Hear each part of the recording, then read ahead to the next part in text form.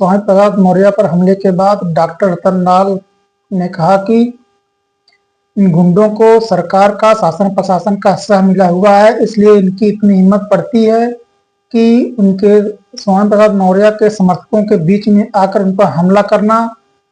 ये दर्शाता है कि इनको सरकार की शासन प्रशासन की हिस्सा मिला हुआ है, इसलिए इनकी हिम्मत पड़ती है कि इतने लोगों के बीच में आकर के हमला करना। और अगर शास्त्र किसी को ऊंच नीच कहता है, किसी के साथ भेदभाव करता है, तो उस पर सवाल उठेगा ही। और जो भी कमियां हैं उस पर सवाल उठाया जाएगा, उस पर सवाल लोग उठाएंगे। और ये 19वीं सदी का भारत नहीं है, ये 21वीं सदी का भारत है, डिजिटल भारत है।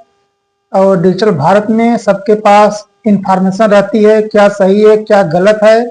तो अगर किसी के साथ भेदभाव होगा, उनका शास्त्र अगर किसी के साथ भेदभाव करता है तो वह उस पर सवाल उठाया जाएगा। और बिहार में लव मैरिज पर जो है ससुर ने लड़के की कैंपस में घुस करके गोली मार दी। डीएमसीएच कैंपस में घुस करके लड़के को मारी गोली। गोली मारने वाला लड़की का पिता है। ये समस्या इस बात की है कि जो लड़की है वो झा है और जो लड़का है वो मंडल है। अपना उसका जो टाइटल है वो मंडल है।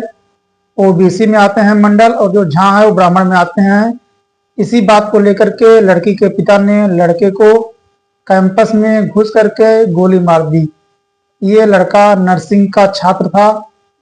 और इस प्रकार से वारदात हो रहे हैं, किसी का डर भय नहीं है। अगर लड़की 18 साल से उम्र ज्यादा है तो वह अपने शादी के लिए निर्णय ले सकती है। अगर ऐसा जो कुछ भी होता है, इसके लिए कोर्ट है, शासन है, प्रशासन है। लेकिन सोचिए, जिस हिंदू राष्ट्र की बात की जा रही है, वहीं पर एक हिंदू दूसरे हिंदू को गोली मार दे रहा है। और हमारे धीरेन्द्र शास्त्री जो हैं ये कह रहे हैं कि हम हिंदू गांव बनाएंगे, हिंदू राष्ट्र बनाएंगे। सोचिए, जहां हिंदू को गोली मार दे रहा है, वहां पे हिंदू राष्ट्र की कल्पना कैसे की जा सकती है। तो इस प्रकार के वारदात हो रहे हैं।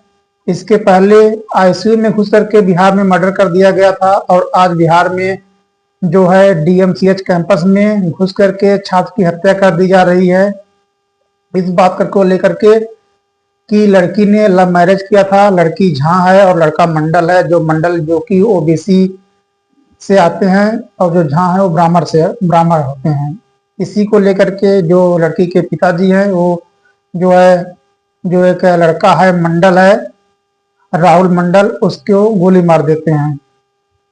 तो इस प्रकार के वारदात हो रहे हैं। सरकार की नाकामी, सरकार का ये जो जंगल राज चल रहा है, जहां जहां पे इनकी प्रशासन है, इनके गुंडों को सह मिल रहा है, इस प्रकार से वारदात हो रहे हैं।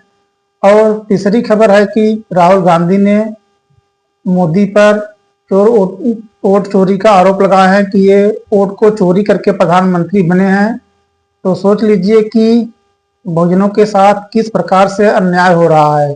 कहीं उनको जाकर के उनके समर्थकों के बीच में उनको हमला कर दिया जा रहा है उन पर, कहीं जाके कैंपस में घुस करके गोली मार दिया जा रहा है। तो इससे साफ जाहिर होता है कि सरकार की नाकामी, जंगल राज, और सरकार का कहीं ना कहीं इन ऐसे गुंडों को सह मिला हुआ है। इनको लगता है कि हमारी सरकार है, हमारे जात बिरादरी की सरकार है और हम बच जाएंगे कानून से। तो ऐसा इनको जरूर सह मिल रहा है, इसलिए ऐसी घटनाएं घट रही हैं। तो इस घटनाओं को, जो अत्याचार हो रहे हैं बहुजनों पर, उनको रोकने के लिए सभी बहुजन नेताओं को एक होकर के आवाज उठानी पड़ेगी। नहीं तो इस प्रकार से अन्याय और अत्याचार बहुजनों पर होते रहेंगे। धन्यवाद।